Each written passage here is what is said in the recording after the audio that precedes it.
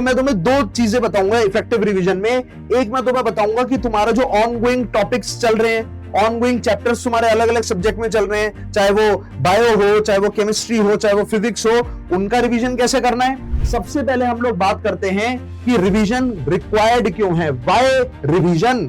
अब ये तो बता दो कि रिवीजन को एंगेज कैसे करें कैसे रिवीजन। तो मैंने यहां पे दो तरीके बताए हैं आपको। हेलो बच्चों, तो आज मैं आपके लिए एक बहुत ही इंपॉर्टेंट वीडियो लेके आया हूं।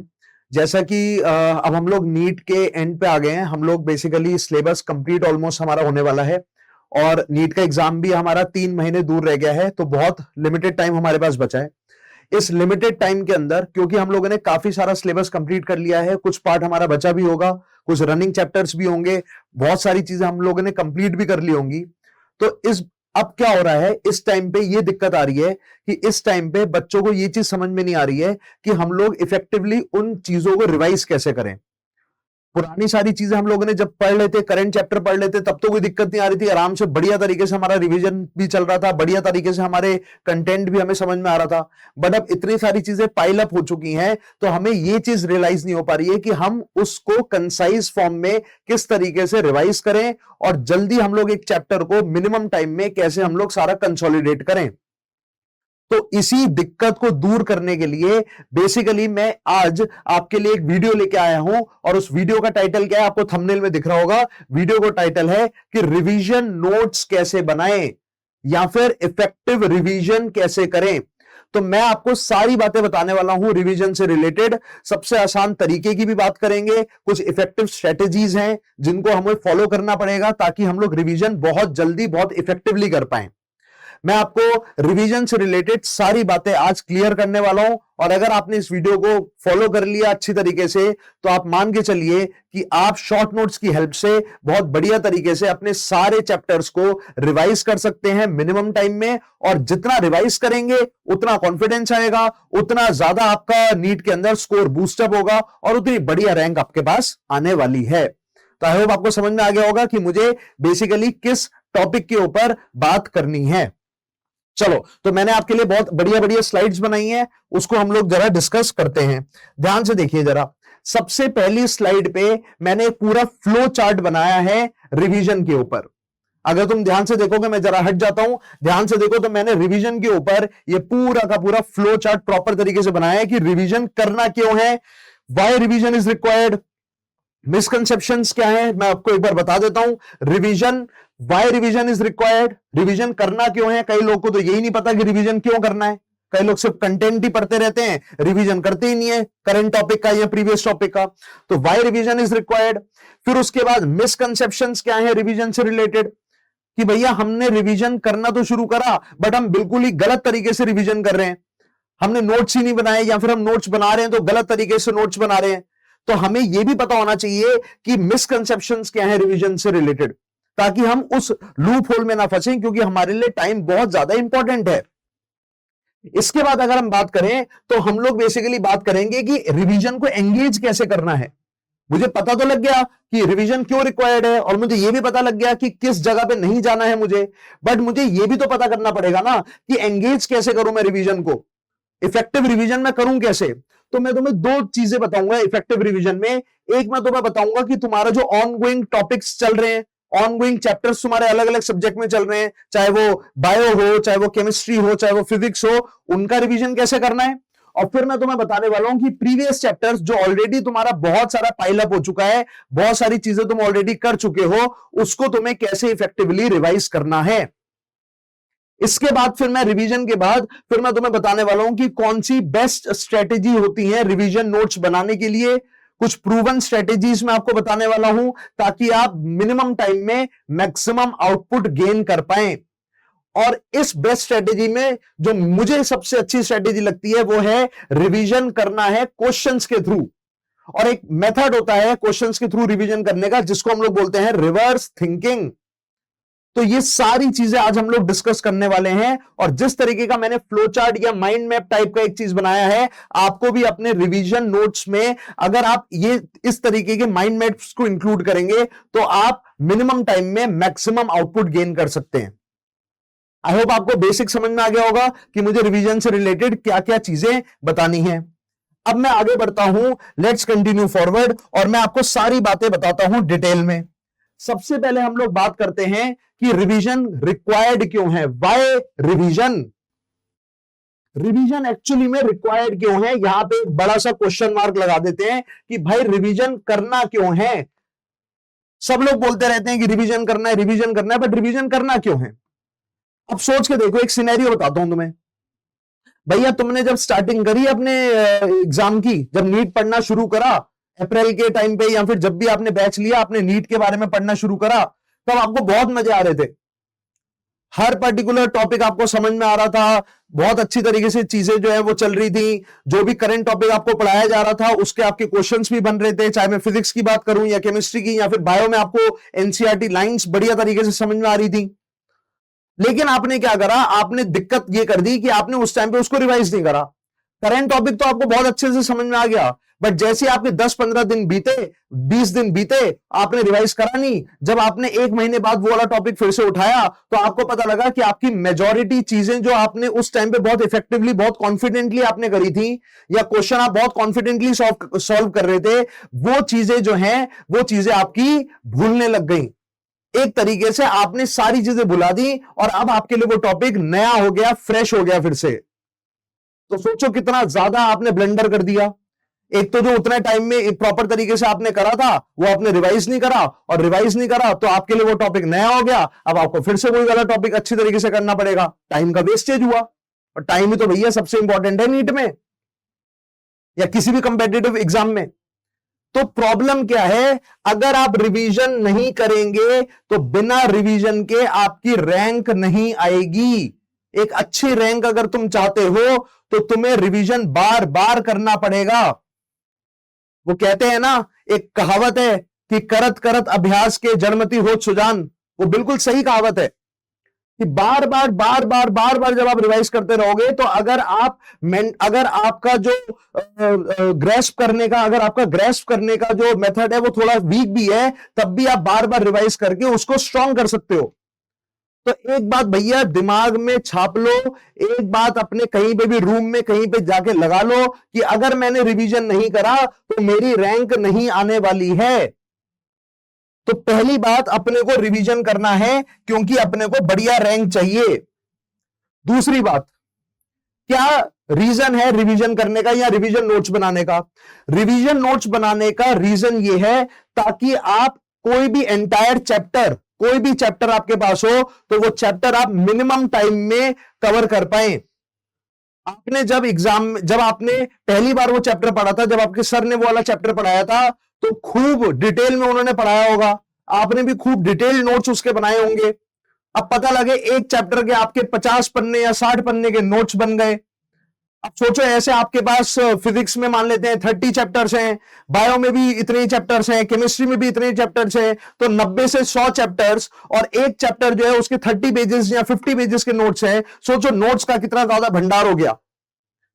अब सोचो नीट के एग्जाम से एक हफ्ते पहले या फिर एक महीने पहले आपको ये सब रिवाइज करना है तो तुम तो कर ही नहीं पाओगे रिवाइज, क्योंकि तुमने तो इतने सारे टॉपिक्स जो है वो बना लिए, उनके शॉर्ट नोट्स बनाए नहीं या उनको रिवीजन नहीं करा प्रॉपर तरीके से।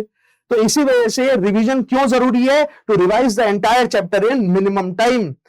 कम से कम टाइम में हमें इफेक्टिवली चीजों को रिवाइज करना है ताकि हम बार बार उसको रिवाइज कर पाए, ताकि जितना ज्यादा रिवाइज करेंगे उतना दिमाग में हमारे डलेंगी चीजें और उतना ज्यादा हम इफेक्टिवली प्रॉपर तरीके से हम लोग आउटपुट अपना दे पाएंगे।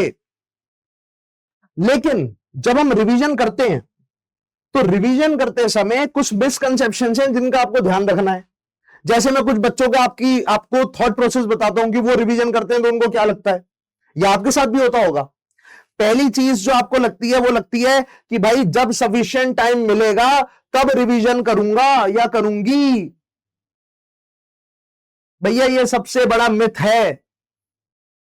कई बच्चे ये सोचते हैं, टालते रहते हैं रिवीजन को कि यार अभी नहीं करना, यार बहुत बोरिंग लग रहा है, बार बार उसी चीज को क्या पढ़ें, मैं थोड़ी देर बाद पढ़ लूंगी या मैं थोड़ी देर बाद पढ़ लूंगा। और आप टालते रहते हो उस चीज को कि भैया जब मुझे टाइम मिलेगा, संडे को टाइम मिलेगा, 14 घंटे 15 घंटे में रिवाइज कर लूंगा।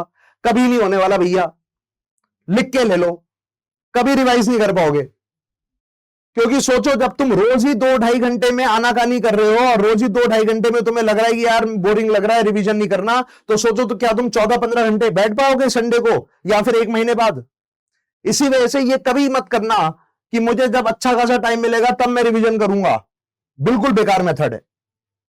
दूसरी चीज, कई बच्चे क्या करते हैं, कई बच्चे रिवीजन करते हैं, रिवीजन नोट्स बनाते हैं या शॉर्ट नोट्स बनाते हैं, तो उनके पता लगे शॉर्ट नोट्स उनके लॉन्ग नोट्स की कॉपी हो गई। उनको लगता है हर लाइन इंपॉर्टेंट है, तो हर लाइन टिक करते रहेंगे। फिजिक्स में पता नहीं अनगिनत फॉर्मूले लिख लेंगे, सारी लाइनें टिक कर देंगे, तो हर लाइन इंपॉर्टेंट लग रही है, सब लिख लेता हूं। बिल्कुल गलत तरीका। अगर आपको सब कुछ ही लिखना था तो फिर शॉर्ट नोट्स क्यों बना रहे हो? क्यों इतनी मेहनत कर रहे हो? क्यों अपना टाइम वेस्ट कर रहे हो? बेटर होता कि भैया अपने लॉन्ग नोट से ही पढ़ लेते, फिर तो वहीं पे लाइनें खींच लेते। तो ये भी तरीका गलत है भैया। तीसरा, कई लोग इसमें फंस जाते हैं भाई, मजे से नीट के अंदर है, पता लगे ड्रॉपर के या 11th-12th के स्टूडेंट्स हैं और वो सोचते हैं कि मैं 4 अलग अलग पेन को यूज करता हूं, हरा, नीला, पीला, पता नहीं कौन कौन से कलर यूज करेंगे और 4 अलग अलग पेन से लिखूंगा, नोट सुंदर बनेंगे। अबे सुंदर नोट्स बना के क्या तुम्हारी रैंक आ जाएगी क्या? सुंदर नोट्स बना के बस तुम उनको नोट्स को बेच पाओगे, रैंक नहीं आने वाली। और सोचो तुमने ये चीज करने के लिए कितना टाइम वेस्ट करा अपना। तो इसी वजह से ये चीजें मत करो जो मिसकंसेप्शंस हैं। डोंट डू दीज थिंग्स, आपका टाइम किल करेंगी, आपको इफेक्टिव रिवीजन में ये हिंडर करेंगी। तो क्वेश्चन ये आता है कि सर मिसकंसेप्शन भी पता लग गए, ये भी पता लग गया कि रिवीजन करना क्यों है, अब ये तो बता दो कि रिवीजन को एंगेज कैसे करें, करें कैसे रिवीजन। तो मैंने यहां पे 2 तरीके बताए हैं आपको। एक तो आपका जो ऑनगोइंग चैप्टर चल रहा है अभी आपकी कोचिंग में, आपकी क्लासेस में जो भी ऑनगोइंग चैप्टर चल रहा है उसको कैसे इफेक्टिवली एंगेज करना है, और दूसरा प्रीवियस चैप्टर का आपको रिवीजन कैसे करना है। प्रीवियस चैप्टर जो आप पढ़ चुके हैं, जो आपने इतने बल्क में इकट्ठा कर लिया है, उसको आपको कैसे रिवाइज करना है। जब हम ऑनगोइंग चैप्टर की बात करते हैं, when we talk about ongoing chapter, तो सबसे पहले आपको रिवीजन करना है जस्ट आफ्टर द क्लास। भैया क्लास ओवर हुई, 1.5 घंटे की क्लास या 1.25 घंटे की, जितने भी आपकी कोचिंग में क्लास होती है, 1.5 घंटे की आपने क्लास करी। अब आपको जो 10-15 मिनट का बीच में गैप मिल रहा है, उसमें यह नहीं है कि लोगों के साथ, बच्चों के साथ मस्ती वस्ती करने लग जाओ। बेटर है उसमें से कुछ 3-4 मिनट या 5 मिनट लगा लो और जल्दी से जितना भी सर ने उस क्लास में बताया जल्दी से उसी टाइम पे रिवाइज कर लो। या फिर अगर वो पॉसिबल नहीं हो पा रहा तो क्या करो कि जैसे ही जब तुम घर पे जाओ तो घर पे जाते ही थोड़ा बहुत फ्रेश हो जाओ। थोड़ा बहुत फ्रेश होने के बाद पहला रिवीजन आपको क्लास का करना है, जो आपने उस दिन पढ़ा उसी दिन आपको रिवाइज करना है उसका। ये ऑनगोइंग चैप्टर की बात कर रहा हूं कि ऑनगोइंग चैप्टर्स का रिवीजन आपको उसी दिन करना है। उससे बेनिफिट ये होगा, जब आप पहला रिवीजन करते हैं ना तो मेजॉरिटी चीजें आपके दिमाग में रिटेन रह जाती हैं। अब ऐसा भी नहीं है कि एक बार रिवीजन कर लिया उसके बाद बैठ गए भैया, कि हमने एक बार रिवीजन कर लिया, अप्रैल में रिवीजन कर लिया एक चैप्टर का, अब सीधे नीट के अंदर फोड़ के आएंगे। कुछ नहीं होने वाला इससे भी, क्योंकि हमारा दिमाग जो है उसको बार बार रिकॉलिंग की जरूरत है, बार बार उसको याद दिलाना पड़ेगा, तब जाके वो हमारे दिमाग में छपेंगी चीजें। ये जो 4 ब्रेन है ना, यहां पे छपेंगी चीजें, नहीं तो हमारे सबकॉन्शियस माइंड में पीछे रहेगा और हमें कुछ याद नहीं आने वाला एग्जाम के दिन। तो अब हमें क्या करना है, हमें एंगेज करना है सेकंड रिवीजन। सेकंड रिवीजन हमें फिर से करना है उस टॉपिक का जो हमने क्लास के जस्ट बात करा था। हम 7 दिन बाद फिर से उसको रिवाइज करेंगे। इसके बाद फिर हमारा सेकंड रिवीजन हो जाएगा उसी टॉपिक का। सेकंड रिवीजन होने के बाद फिर हम थर्ड रिवीजन को अगले 7 दिन में रिवाइज करेंगे। ऐसे करके हम एक पर्टिकुलर टॉपिक के कम से कम 4-5 रिवीजन कर लेंगे। 4-5 रिवीजन जब आप कर लोगे तो आपके दिमाग में मेजॉरिटी चीजें जो इंपॉर्टेंट है वो फिट बैठ जाएंगी। तो ये आपको इस तरीके से रिवाइज करना है। तीसरी चीज, डेली रिवीजन करना है आपको। कंटिन्यूअस प्रोसेस होता है रिवीजन। ऐसा नहीं है जो मैंने मिसकंसेप्शन बताया था कि यार सफिशिएंट टाइम जब मिलेगा तब करेंगे, पता लगे 15 दिन बाद 20 दिन बाद रिवाइज करने बैठे हो, कुछ याद नहीं आ रहा। रोज रिवाइज करना है, सिर्फ करंट चैप्टर को नहीं, जो आपका प्रीवियस चैप्टर है उसमें भी रोज रिवीजन करना है। मैंने यहां पे जो टाइम दिया है वो इफेक्टिवली 2 से 2.5 घंटे का दिया है ऑन एन एवरेज। बट आप अगर ज्यादा मेहनत कर रहे हैं और अगर आप ज्यादा टाइम दे सकते हैं तो आप इस टाइम को बढ़ाइए। रोज रिवाइज करना है, निरंतर रिवाइज करते रहना है। नीट के एग्जाम से पहले तक आपको रिवाइज करते रहना है। आज इस वीडियो को देखने के बाद ठान लो कि आपको रिवाइज करना ही है, रोज, एवरी डे। नहीं तो भैया भूल जाओ फिर सिलेक्शन, क्योंकि जितना रिवाइज करोगे उतना याद रहेगा। तो क्या बोला मैंने, you have to do daily revision of 2 to 2.5 hours. आप इसको अपने अकॉर्डिंग एडजस्ट कर सकते हैं, इससे कम नहीं होना चाहिए। एडजस्ट करने का मतलब ये नहीं है कि 2-2.5 घंटे की कम कर दिया कि सर आपने तो बोला था अपने अकॉर्डिंग एडजस्ट कर लो, तो हमने 1 घंटे रिवीजन करा। नहीं, 2.5 घंटे मिनिमम रिवीजन करना है, उससे ज्यादा कर सकते हो और बढ़िया बात है। तो ये तो था करेंट चैप्टर की कहानी। इसके बाद हम लोग आते हैं कि अगर हम प्रीवियस चैप्टर की बात करेंगे तो प्रीवियस चैप्टर को कैसे रिवाइज करना है। अब आपने जब पहली बार ये वाला चैप्टर पढ़ा होगा, प्रीवियस चैप्टर्स जो पढ़े होंगे, जब आपने पहली बार पढ़े होंगे तो आपने उसके खूब सारे क्वेश्चंस लगाए होंगे, और खूब सारे क्वेश्चंस लगाने के बाद आपने ये देखा होगा कि यार मेरे कुछ स्ट्रॉन्ग एरियाज हैं और मेरे कुछ वीक एरियाज हैं। कुछ जगह पे तो मैं बहुत कंफर्टेबल हूं, जैसे मान लेते हैं कोई रोटेशन में बात कर रहा है तो रोटेशन वाले चैप्टर में मान लेते हैं कि मोमेंट ऑफ इनर्शिया तो मेरे से बहुत आराम से निकल जाता है। बट जब मैं रोलिंग के क्वेश्चंस करता हूं, जब मैं टॉर्क के क्वेश्चंस करता हूं, तो मुझे थोड़ी दिक्कत आती है। तो हर चैप्टर में, हर सब्जेक्ट में, हर चैप्टर में जब आपने पहली बार करा होगा रिवाइज, या पहली बार आपने चैप्टर पढ़ा होगा, तो क्वेश्चंस करते करते आपको अपने स्ट्रॉन्ग और अपने वीक एरियाज पता लग गए होंगे। तो आपको प्रीवियस चैप्टर के रिकॉग्नाइज करने हैं स्ट्रॉन्ग और वीक टॉपिक्स, और आपको ध्यान किस पे देना है, आपको ध्यान देना है कि कौन से टॉपिक्स हैं जो आपके वीक टॉपिक्स थे, उन वीक टॉपिक्स पे आपको ज्यादा टाइम लगाना है।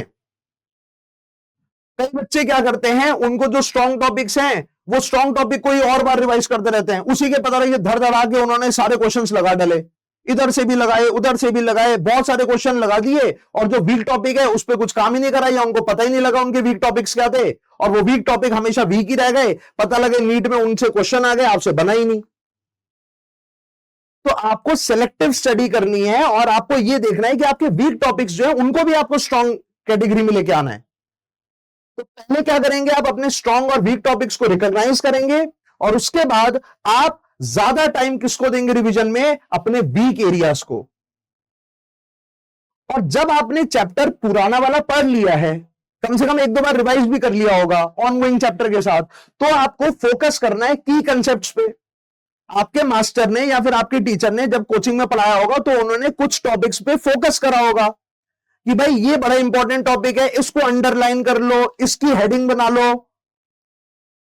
तो वो वाले टॉपिक्स को आपको स्पेशली रिकॉग्नाइज करना है, उन पे एम्फेसिस डालना है, उनको बोलते हैं की कंसेप्ट। फिर उस की कंसेप्ट के ऊपर उन्होंने कुछ की क्वेश्चंस कराए होंगे, जिन क्वेश्चंस को कराने के लिए, जिन क्वेश्चंस को करने से आपका पूरा चैप्टर रिवाइज हो रहा था या पूरा कंसेप्ट रिवाइज हो रहा था, आपको उन की क्वेश्चंस को भी लिखना है, उनको भी रिवाइज करना है, और जो टफ पार्ट आपका है उसको तो आपको बार बार रिवाइज करना है। टफ पार्ट को आपको बार बार ज्यादा नंबर ऑफ क्वेश्चन से उसको पक्का करना है।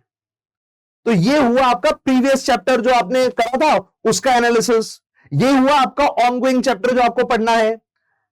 This is how you will engage revision. अब क्वेश्चन ये आता है, लास्ट क्वेश्चन ये आता है कि सर आपने ये बता दिया कि रिवीजन ऑनगोइंग चैप्टर का कैसे करना है और प्रीवियस चैप्टर का कैसे करना है, बट सर हम रिवीजन करें कैसे, रिवीजन का मेन मेथड तो बताइए। कई लोग रिवीजन सही तरीके से करते ही नहीं है और अपना टाइम वेस्ट करते हैं। तो रिवीजन का मेथड क्या है सर? तो अब मैं आपको बताता हूं अपना लास्ट केस कि बेस्ट स्ट्रेटजीज क्या हो सकती हैं रिवीजन करने की और रिवीजन नोट्स बनाने की। ध्यान से अगर आप देखेंगे रिवीजन नोट्स बनाने की जो बेस्ट स्ट्रेटजीज हैं वो क्या क्या हो सकती हैं, आज हम इस टॉपिक को क्लियर करते हैं। तो सबसे पहले जो मुझे सबसे अच्छी चीज लगती है वो है रिवीजन थ्रू क्वेश्चंस। आप क्वेश्चंस के थ्रू रिवाइज करिए, क्योंकि आप जब क्वेश्चंस लगाएंगे तो आप उस पर्टिकुलर टॉपिक को जो आपने पढ़ा है, जैसे मैं फिजिक्स की बात करूं तो फिजिक्स में आपने अगर कोई चैप्टर पढ़ा है तो उसकी सिर्फ थ्योरी पढ़ने से काम नहीं चलेगा। उस थ्योरी के ऊपर आपके सर ने बहुत सारे क्वेश्चंस कराए होंगे या आपने अपने मॉड्यूल और डीपीपी से बहुत सारे क्वेश्चंस प्रैक्टिस करे होंगे। जब क्वेश्चंस प्रैक्टिस करे होंगे तो आपको पता लगा होगा कि यार इस क्वेश्चन में ये कंसेप्ट लग रहा है, इस क्वेश्चन में ये कंसेप्ट लग रहा है, तो आपको इन क्वेश्चंस के थ्रू वो कंसेप्ट को रिकॉल करना है। तो मैं यहां पे लिख देता हूं कि यहां पे इफेक्टिवली रिवाइज करने का तरीका है कि recall the concept used in a question. कई बच्चे बेटा क्या करते हैं, कई बच्चे जब क्वेश्चंस को करते हैं तो सिर्फ वो एकदम बस हाँ इसका आंसर ऐसा होगा, इसका आंसर ऐसा होगा, ऐसे करके आगे बढ़ जाते हैं। वो बेसिकली बच्चे एनालाइज ही नहीं करते कि इस क्वेश्चन में मैंने क्या कंसेप्ट लगाया। तो आपको एक मेथड बताता हूं जिसको बोला जाता है रिवर्स थिंकिंग। रिवर्स थिंकिंग का मतलब है जब आपने क्वेश्चन करा तो ऐसा नहीं है कि सिर्फ वो क्वेश्चन कर लिया और आपने अपने दिमाग में क्लैरिटी रखी नहीं उस क्वेश्चन के बारे में, बिना क्लैरिटी के आप आगे बढ़ गए, पता लगे आपका आंसर कैसे भी करके आ गया गलत तरीके से, दिमाग में क्लियर ही नहीं था कि कौन से स्टेप से आपका आंसर आया, क्या कंसेप्ट यूज हुआ, उस कंसेप्ट से और कौन से अलग अलग वैरायटी के क्वेश्चन बन सकते हैं, ये आपने सोचा ही नहीं और आप आगे बढ़ गए, तो आपका वो क्वेश्चन बेकार हो जाएगा। उस क्वेश्चन से आपने कुछ इफेक्टिवली सीखा ही नहीं और आप उस पर्टिकुलर क्वेश्चन से रिलेटेड कभी भी आगे फर्दर क्वेश्चंस नहीं कर पाओगे। तो बेटर तरीका क्या है कि जब आप क्वेश्चंस के थ्रू रिवाइज करो, हर क्वेश्चन को लॉजिकली सोचो कि अपने आंसर तक कैसे पहुंचे।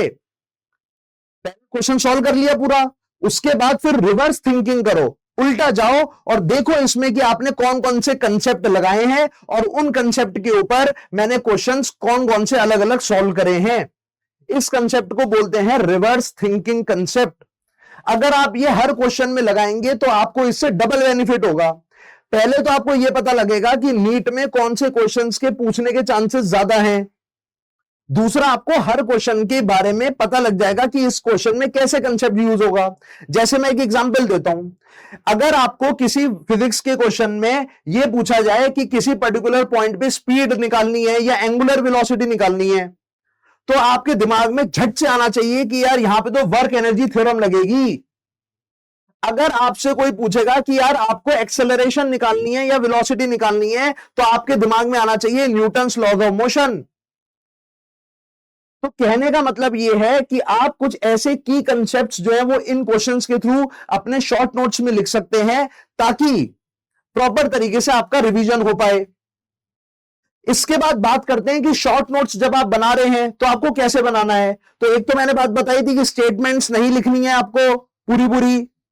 फिर आपको जब क्या नाम है शॉर्ट नोट्स बनाने हैं तो आपको पूरी पूरी लाइनें अंडरलाइन नहीं करनी है।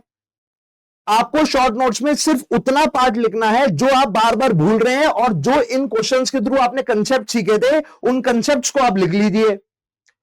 फिजिक्स की और फिजिकल केमिस्ट्री की बात करें तो आप उनके फॉर्मूला शीट्स बनाइए। अपने पेज को आप 3 पार्ट्स में ब्रेक कर लीजिए। 3 पार्ट्स में ब्रेक करोगे और शॉर्ट शॉर्ट में लिखोगे तो आपके क्वेश्चंस या आपके जो एक चैप्टर के नोट्स हैं वो बहुत जल्दी इफेक्टिवली 2 पेजेस में बन जाएंगे। 2 पेजेस से ज्यादा कोई भी चैप्टर नहीं जाना चाहिए। फिर आपको यूज करने हैं पॉइंटर्स, कहीं पे अगर आपको मिल रहे हैं, कहीं पे फ्लो चार्ट्स आप बना पा रहे हैं, माइंड मैप्स कहीं पे बना पा रहे हैं, जैसे मैंने अभी बनाए थे माइंड मैप्स, वैसे अगर आप यूज कर पा रहे हैं तो और इफेक्टिव हो जाएंगे नोट्स। तो कहने का मतलब यह है कि आपको शॉर्ट नोट्स में बस उतना ही इंक्लूड करना है जो आपने क्वेश्चन करते समय कंसेप्ट सीखा, उस कंसेप्ट को इंक्लूड कर लीजिए, वो भी शॉर्ट फॉर्म में। पूरी पूरी लाइनें लिखने की जरूरत नहीं है। जैसे work energy theorem used for calculating speed, खत्म। आई होप आपको समझ में आई होगी ये सब बातें। तो this is how basically you make the notes and this is how basically you revise everything with the help of questions.